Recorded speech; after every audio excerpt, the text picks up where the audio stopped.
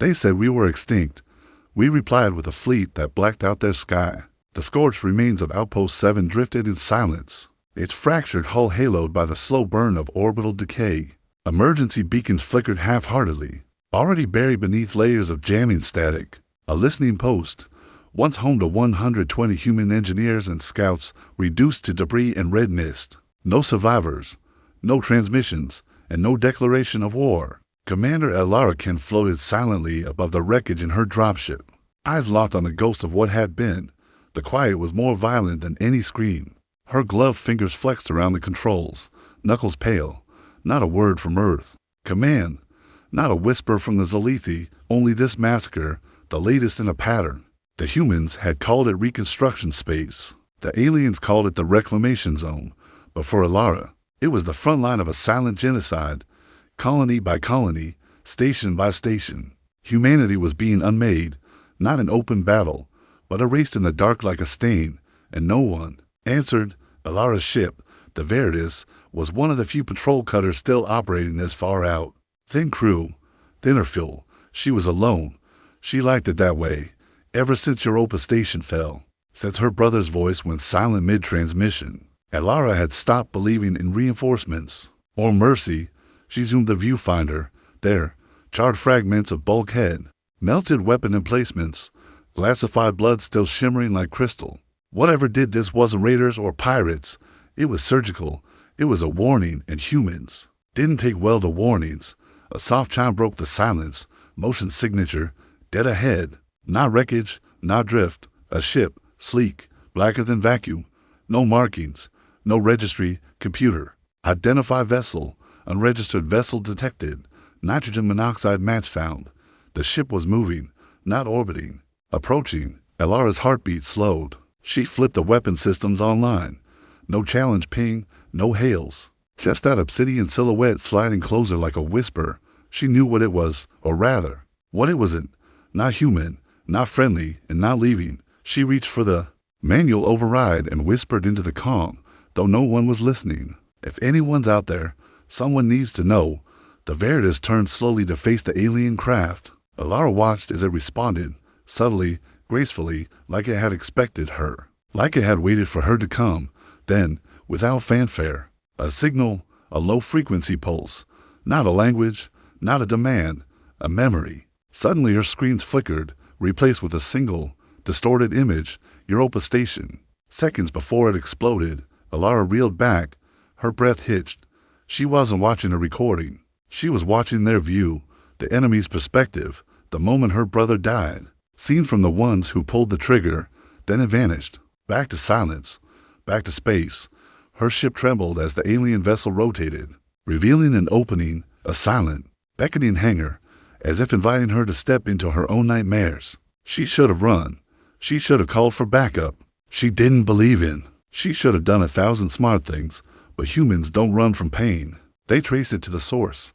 Her engines flared as she piloted straight into the dark. She didn't know it then, but that one decision, a lone human chasing a ghost, ship into silence, would crack open the war and awaken something the galaxy thought long dead. Human fury, human memory, and humanity's answer to small aid.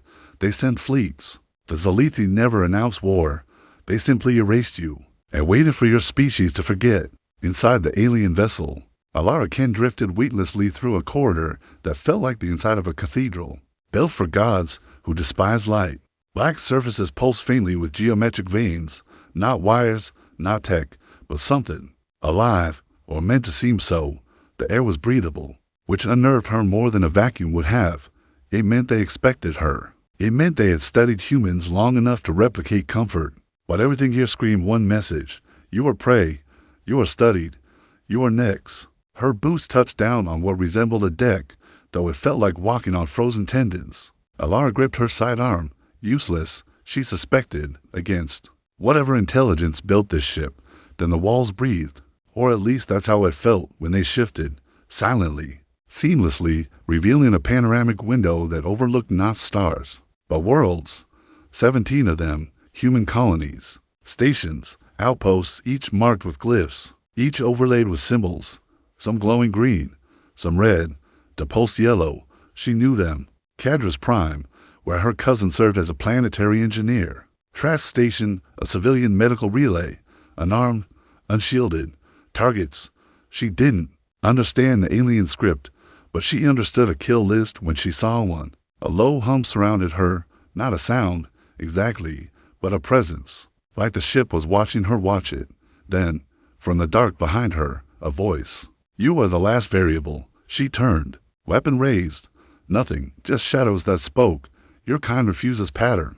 Your death will bring balance. Alara Khan, Commander, Earth Space Coalition, she said slowly, with defiance. And we don't die in patterns. Silence. Then the symbols on the glass began to vanish, one by one. The green ones first, then the red. When they were all gone, the stars returned. Cold, distant. A final glyph replaced them, her name. She stepped back instinctively. You are the memory, but memories fade. The voice was not taunting her. It was studying her, as if testing the temperature of a fire before walking through it. I don't know who or what you are, she hissed, lowering her gun, but humanity doesn't fade. We're the species that buries our dead and then builds statues from the rubble. You build noise. We bring silence. And suddenly, the ship moved, not in space, not physically, but the space around the ship bent, like reality warped to obey it. Her internal HUD screamed in red. Gravity lens detected. Full distortion, a stutter jump. And then, through the window, Trask Station. They had jumped directly across dozens of light years in seconds. No build-up, no course cycling, no Einsteinian delay. Just blink and Trask was in range. Oh, no, no, no, no, she gasped, slamming her comms. Veritas, respond, emergency relay. This is Ken, aboard hostile craft. Zalithi Tech. Trask is in crosshairs. No signal. The ship was jamming everything. She watched helplessly as the hangar behind her began to retract, as if preparing to fire. No weapons visible, no charging, because whatever this ship used, it didn't look like a weapon, it looked like choice. You speak of aid. Aid is imbalance. The words chilled her more than vacuum. She saw it now. The truth no one back home wanted to face. These weren't invaders, not in the traditional sense. The Zalithi were something older, something colder. They didn't conquer planets. They corrected anomalies. And humanity, with its chaos and heat and refusal to bow, was the anomaly. Then let me be your final glitch, she growled. She reached into her boot, pulling a microflare, not a weapon, but a beacon, old school, analog, unjammable. She activated it and slammed it into the window. Light burst like a scream. The ship howled, not in pain, but in confusion. She felt the hum distort, like it had never encountered something so primitive, and couldn't filter it out. She bolted for the hangar. Alarms that didn't sound. They pulsed, light and vibration, as if the ship was arguing with itself. She dove out into the void. Veritas caught her, barely. Autolock clamps snatched. Her midriff. Her pilot, a silent synthetic named Nils 9, didn't ask questions, just burned the engines and ran. As they jumped back to relay range, she stared back at the dark ship. No pursuit, but one last message burned across her rear sensor array. You warned. Now they awaken. Back at the Earth Space Command ring, above Luna, her report was met with cold disbelief. No one had heard of Zalithi. No one believed in one-ship superweapons. Until 2 hours later, when Trask Station went dark. Then, a day later, Cadra's Prime melted from orbit. No demands, no warning, just silence. The kind that preceded extinction. And for the first time in decades, Earth sent out a signal of its own not to ask for help. To assemble fleets. They erased our stations in silence, so we screamed back across the stars with fire. The war table on Luna's orbital command ring flickered to life. 12 admirals for counselors, and only one soldier who had seen the enemy and lived. Alara Khan stood alone, eyes hollow, but burning. The room argued around her. Their weapons defy scan. We can't counter what we can't understand. This may be a rogue faction, an isolated act. We need more data before committing. Before committing, Alara's voice cracked like a blade against steel. They burned hospitals, families. You're treating extermination like a scheduling conflict. Commander Ken, no. Listen to me. They didn't announce war because they don't believe it's war. To them, we're a statistical error, an infestation. She tapped the holomat. Colonies began winking out in red. Trask, Cadris, Shardpoint, they're cleaning the galaxy. And with a smudge, the room fell silent. Then the voice of Fleet Admiral Juno Hark, old and gravel-worn, spoke. What would you have us do, Commander? Alara straightened. Send everything. Some flinched, some scoffed, but Hark didn't blink. He turned to his adjutants, began Project Vela, immediate full-spectrum mobilization. Murmurs exploded like a storm. You can't be serious. The Deathworlders don't do small aid. Hark said softly, we send fleets. And so the awakening began. Beneath the clouds of Saturn, Forge Ring Helios screamed back to life, its crucible factories roaring with heat unseen since the Arden War. Steel-blooded engineers welded holes the size of cities. Shipyards blinked on like forgotten titans, remembering their names. On Mars, the Brinkburn awakened, ancient war families who had survived the last human extinction, rising from deep bunkers and dusted silos. Their oath was etched in the bone, humanity first, and last.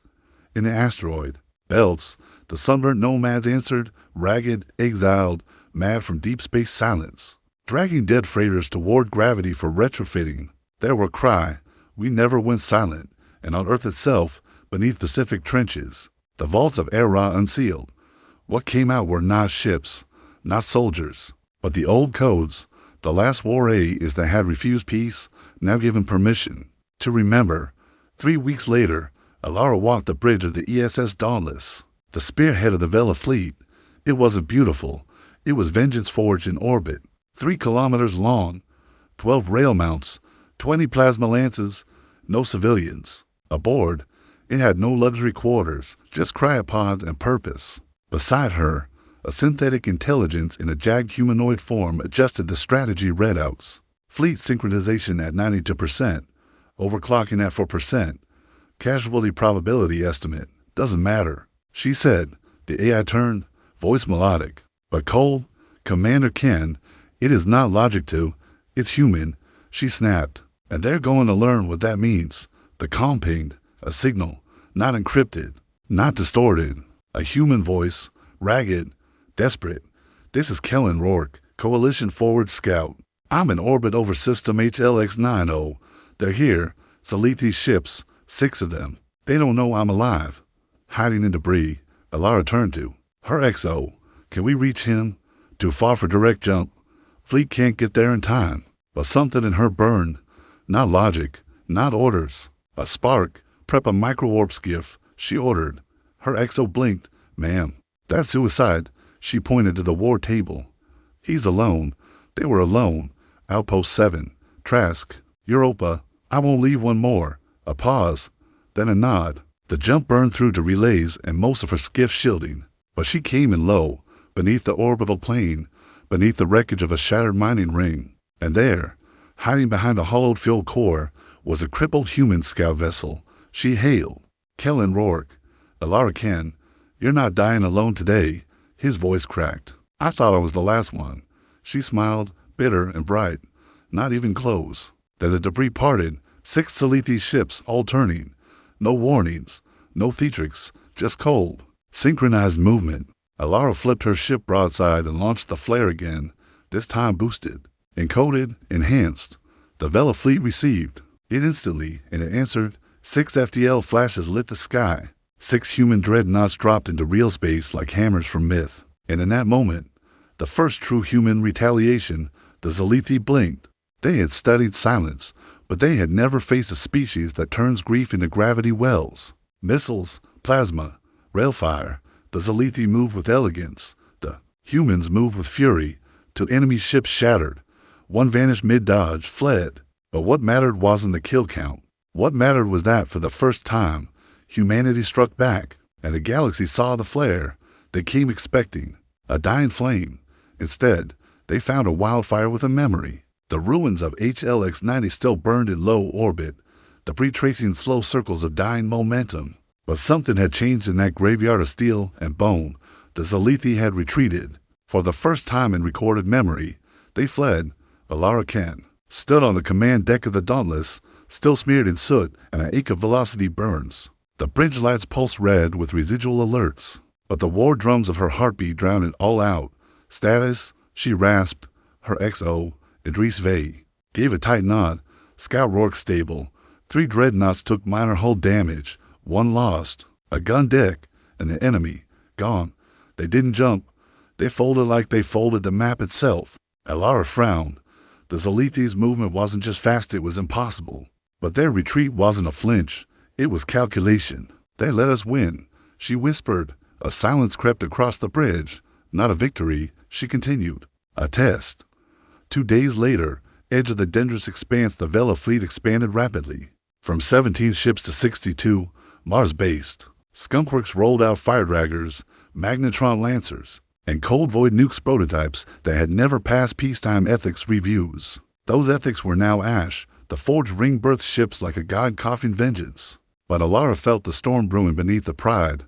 She saw it in the briefings, in the gaps. The enemy wasn't hiding. They were watching, and then it struck. Outpost Argonfall, gone. No wreckage, no signal. Just a hollow in space where once 80,000 lived. The message arrived after the fact another Zalithi echo embedded in subspace static. We corrected your flame. Will you now send your storm? Alara stood before Admiral Hark in the comm theater. She wasn't asking. She was demanding. You let me take a strike team. Deep recon. We find their source. We understand it. We fight ghosts now. And ghosts don't die unless you learn their name. Hark studied her for a long time. Then simply said, take Judgment Wing and bring us a reason to believe in this war again. The strike began. 6 fast ships.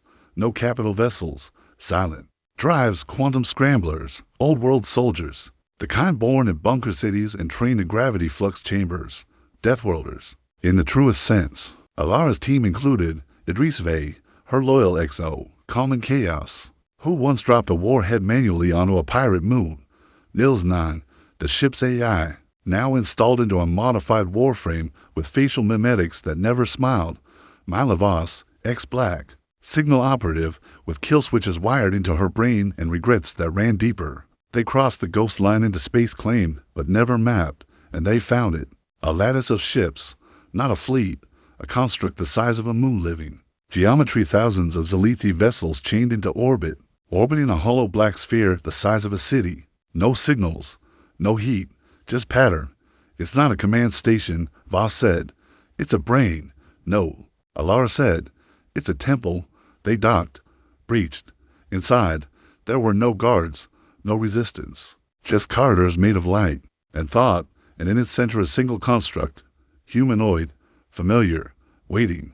It looked like a man, clothed in something that bent sight, skin shimmering with quantum code, voice eerily, human. You reach for flame again, it said. Why? Alara raised her weapon. Because you keep trying to put it out. The construct tilted its head. We ceded peace. You sound noise. We offer correction. You return with anger. You kill children. We erase potential infection. She stepped forward, shaking with fury held like a blade. You call this peace? You're not cleansing chaos, you're sterilizing wonder. It looked at her. No, we're erasing you. And the walls pulse red. An ambush. Zalithi drones. Unfolded from the walls like petals. Too many. Too fast. Fall back, Idris shouted. But Voss stood frozen. Her kill switch glowed. Activated. Nils override her failsafe. Alara barked. Too late. She's been hijacked. Myla Voss turned to them. Her eyes flickered red. For the greater order, she whispered, then opened fire. Chaos, blood, fire. Idris took a bolt to the shoulder, but kept firing. Nils 9 tackled Voss, locking limbs in a blur of alloy and fury. Alara set the charges. We blow this thing. She growled, even if we died doing it. Human logic, burn the mystery, the construct said, rising above the chaos. No, Alara spat. We remember the ones you silenced. Every name, every scream, every ruin, the decharges went red. She hit transmit. Vela fleet received the coordinates, and every gun turned. As Alara and her team barely escaped in their crippled ship, they looked back and saw the stars warp, not from a jump, but from a fleet arriving. Hundreds of human ships, not responding to orders, but answering pain. The Dauntless led them, and from across the void, a single message blinked onto Alara's screen. You found the temple. We brought the storm. They built temples to erase us, so we carved our fury into their sky. They called it the Skyburn afterward. The day when every satellite across 10 sectors caught the moment. A ring of human dreadnoughts surrounding the Zalithi sacred, construct firing in unison. Alara Khan stood at the heart of the Dauntless. Her hands clenched so tightly on the railing that her blood left prints. The Zalithi's lattice brain buckled under the storm. Plasma lances pierced geometric cores. Rail cannon slugs shattered light walk corridors. The black sphere at the center of the temple. The thought engine screamed silently as it cracked open like an egg, bleeding data into vacuum. And still, the humans kept firing, because it wasn't just war, it was remembrance. We've just destroyed a neural anchor, Idris Vey said, breathless, wounded but alive beside her. That wasn't just a temple, that was part of their mind. Alara watched the broken pieces fall. They called it peace, she said. Let's see how they think without it. But before they could celebrate, something shifted.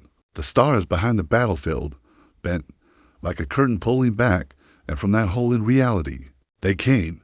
Not 6, not 60, 6,000. Zalithi ships of every shape smooth as sculpture. Black as void flooded the sector. They did not send messages. They did not open comms. They simply descended. Alarms howled. The Dauntless rocked as gravitational distortions rippled through the fleet. We killed a piece of God, Idris whispered. No, Alara said, eyes narrowing. We just woke it. Hours earlier, Luna commanded while the fleet scorched the temple. A signal was pulled from the debris of outpost Argynfall 1 they'd thought erased. A memory shard, encrypted in archaic Earth code, hidden beneath noise. A single sentence. The mistake wasn't Earth's birth. The mistake was letting it survive. A name pulsed beneath it, a name none of them recognized. Vostar. Now, as the human fleet braced for annihilation, Alara was yanked into a private comm burst direct from Luna. Admiral Hark appeared on her screen. His face shadowed, older than war. We found something, he said. What? A voice buried in the original Zalithi ciphers. Predates first contact, maybe predates the Zalithi themselves, a central mind, a command protocol. He paused. We believe it's alive, and we believe it fears us. Alara frowned. Why? Because of what you carry. Then she remembered. The memory shard, the flare she used, the burst of chaos that disrupted the Zalithi ship. It wasn't just analog tech.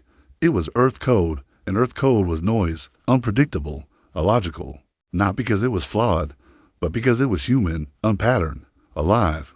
Hart continued. We think the Zalithi mind Vostar was built to clean the galaxy of unpredictability, but it cannot assimilate us. We resist integration. Our very existence is poison to its architecture. Alara's eyes widened. So we're not fighting soldiers. No, we're fighting a god afraid of madness, and with a madness. She stood before her fleet. No grand speech, just truth. You've all lost someone, a planet, a friend, a part of yourselves. She looked at each face across the bridge, across the hailing lines. They want silence. They want order. They want to erase anything that doesn't fit the shape of their mind. She raised her chin. But we're humans. We love too loud. We fight too long. We remember too much. Her voice hardened. And today, we show them what that means. The plan was suicide, but it was the only one. They would punch a spear through the heart of the Zalithi swarm of precision jump, into the central thought field where Vostar operated as a distributed intelligence. Not to destroy it, but to infect it.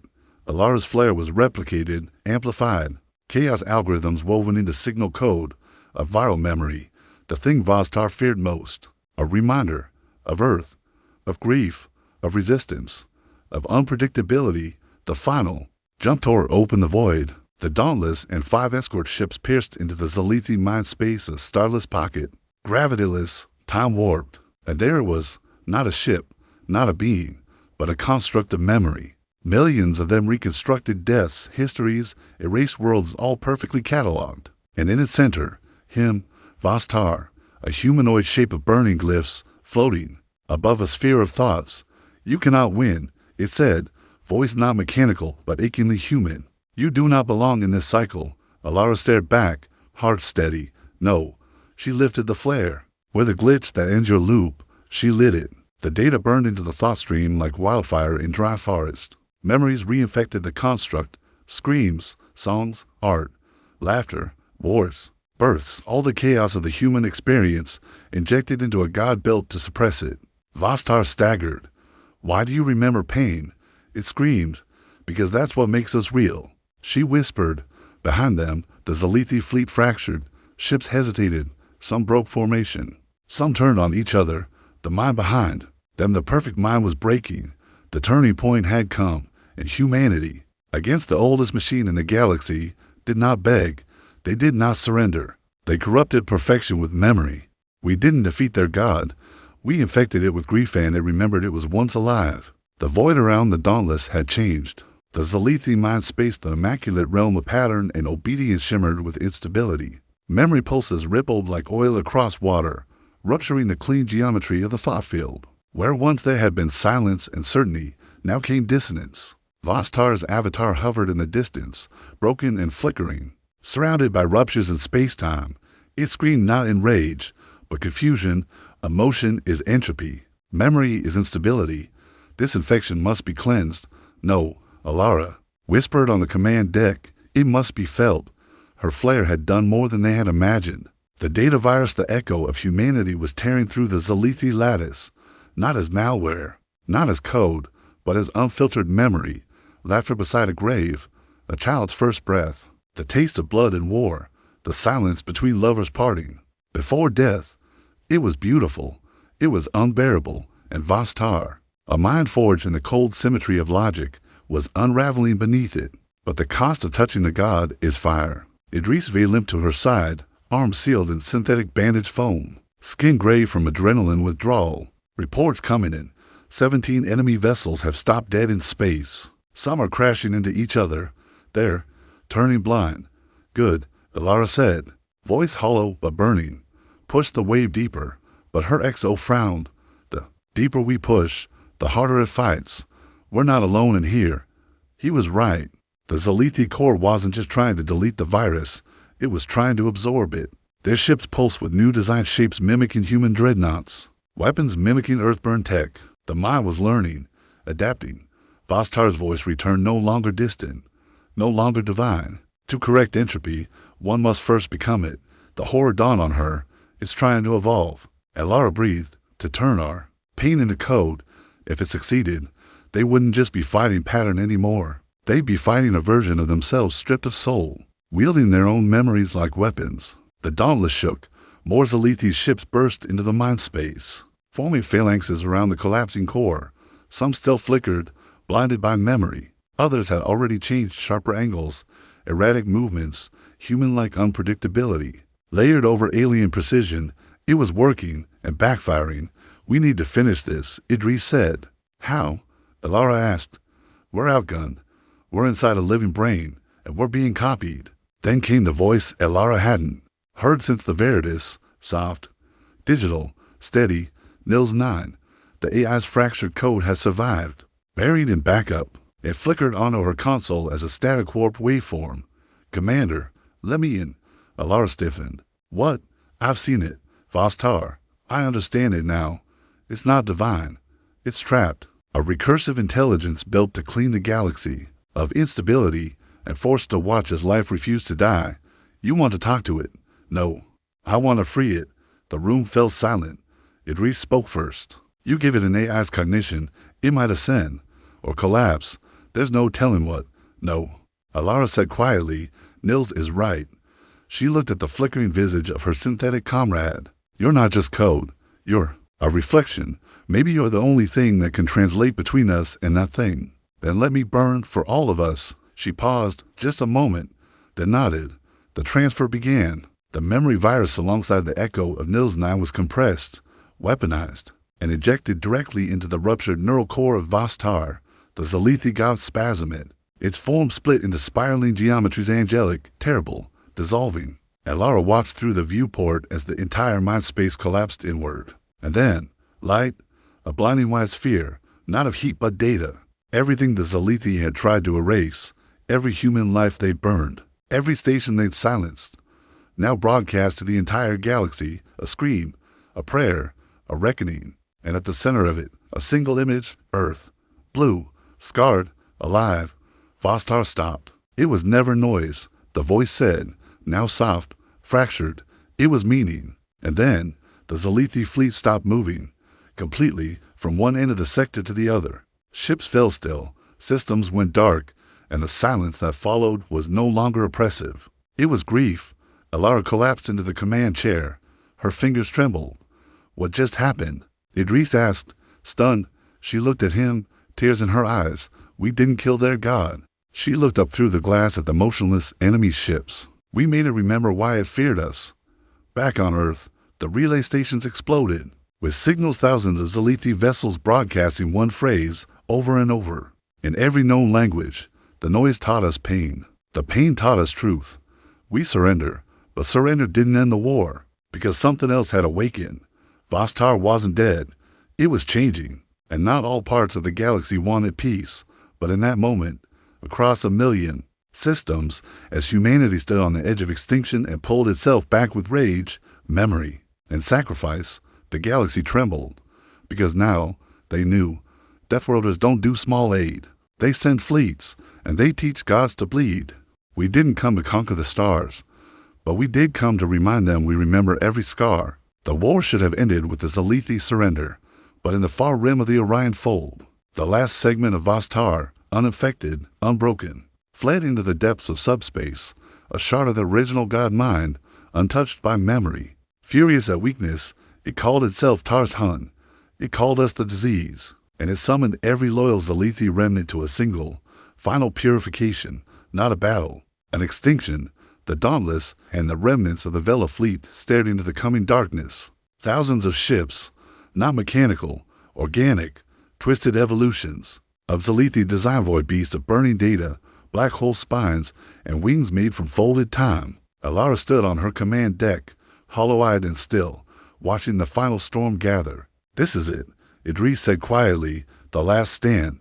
She didn't speak, didn't blink, just stared into the fire. Then softly, no, it's not a stand.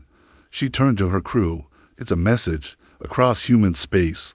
Civilian stations, outposts, and deep space rays received her transmission. She didn't use encryption. She wanted the whole galaxy to hear. To anyone listening, they are coming. Tars Hun is coming. Not for territory, not for conquest, but because we remembered what they wanted us to forget. Because we dared to. Mourn. This is not about death. This is about truth. We are humanity. We are born screaming, and we die reaching, and we are not done. Then came the answer, not just from Earth, not just from Luna or Mars or the Vela fleet, from every corner of the forgotten diaspora. Old warships limped in from asteroid hives, decommissioned frigates reactivated by civilian engineers, mining barges converted to rams, entire moons turned into artillery platforms. Even the sunburnt nomads returned ships half alive, crewed by scarred fanatics with nothing left but vengeance. The galaxy expected a whimper. Instead, it got a roar above the shattered remains of the Zalithi's neural lattice. The final battlefield formed. Tars Hun as Eternal Array versus the final human armada. The first shot was not fired by a dreadnought. It was fired by a child, a refugee from Trask Station, now grown, piloting the corvette named Ashes of Home. They launched a plasma dart into the heart of a charging behemoth and screamed, for the forgotten. Then the stars exploded into war. Alara led the charge.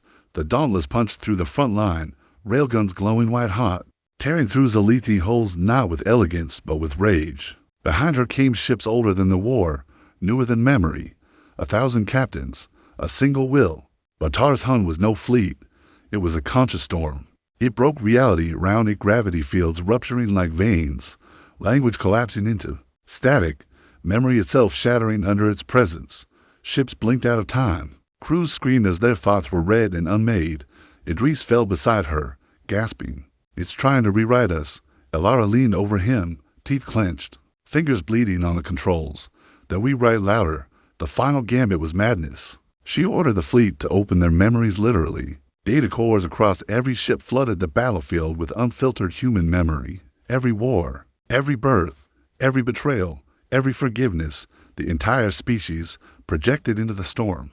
The signal was raw emotion, noise, chaos, pain, hope, the exact opposite of what Tars Hun could comprehend, and it worked. The entity faltered, its tendrils recoiling, shape flickering between predator and child. Alara seized the moment. Fire the Leviathan. From behind Mars' third relay. Moon. A weapon emerged. Project Leviathan, a cannon so vast, Its energy matrix pulled power from Jupiter's atmosphere. It had never been used until now. The weapon fired a memory-laced particle stream encoded with the death of Europa Station, the birth of Earth's first colony, and the final scream of every human lost to silence. It struck Tarzan, not with force, with truth. For a moment, the battlefield went still. Tarzan howled across 10 dimensions. "What are you?" And Alara, bleeding, burning, broken, answered, "We are the noise that never stops. We are grief that never forgets. We are human." And then it cracked. The mind of Tarzan split open, not from death, from understanding. The entity shattered into light and memory, dispersing into subspace with one final message, echoing through the stars. The stars have names now, and they are yours. Across the battlefield, the remaining Zalethi ships went still. Then one by one, they knelt. We didn't just survive the war, we made the stars remember who we were. The battlefield that had once burned with gods. And war now drifted in silence. No more screams, no more flare bursts, no more echoes of judgment. The stars above the Orion fold were quiet, not in fear, not in grief, but in respect. Alara Ken floated in mid-suspension aboard the Dauntless, her body crisscrossed with biowelds and scars. Her mind swam with fragments of Idris Vay's final words, of Nils Nine's soft farewell, of voices she could never forget. She had slept only once since the final blast, but the silence kept her awake, not because she feared it, because she earned it. 2 months later, the Luna Accord beneath Earth's light, in the Ring Council chamber once meant for failed peace talks and forgotten treaties. Representatives gathered from every known system, humans, Zalethi, Hyari, Trell, even the machine people of Varnix III, who once refused diplomacy, sent emissaries in glass shells. At the center stood Alara Ken, no longer in uniform, no longer just a commander, but something else, a symbol. Her words were simple. "We were built to survive. You tried to break us with silence, but we made grief a weapon. We loved in fire. We died in defiance. We don't want to rule you. We want the galaxy to remember us." Silence. Then a single Zalethi no longer adorned in glyph light, but in Morning Gray stepped forward. "We were wrong, not to fight you, but to believe memory was infection. Your memory saved us." They bowed, and for the first time, so did the others. The Vela fleet was decommissioned, not because it was no longer needed, but because it had fulfilled its purpose. Every ship was turned into a monument, docked above the ruined neural ring of the former Zalethi temple, now transformed into a living archive. People came from across systems to walk the halls of the Dauntless. They called it the Museum of Noise. Some humans returned home. Some stayed behind, helping rebuild the worlds once sterilized, and some ventured further into the galactic dark, not as soldiers, but as carriers of memory. They were called the Flareburn, those who carried the code of chaos, the signal of Earth, the truth that we could feel and endure and burn without vanishing. Alara retired to Titan's green domes, a quiet place, but peace did not mean stillness. She taught, she wrote, she wandered, and one day, as she stood under Saturn's curve, a small child tugged at her coat. "Are you the woman who made the god cry?" She knelt, smiling. "No," she said softly. "I just reminded it we were never quiet, far away." In the deep systems, a probe drifted through ancient wreckage. Inside it, a flare beacon still blinked, old, outdated, analog, still broadcasting. Deathworlders don't do small aid. They send fleets, and beside it, a new signal, a whisper. "We are the storm you should have counted. We are the scream you tried to erase. And now, the stars carry our name, the end."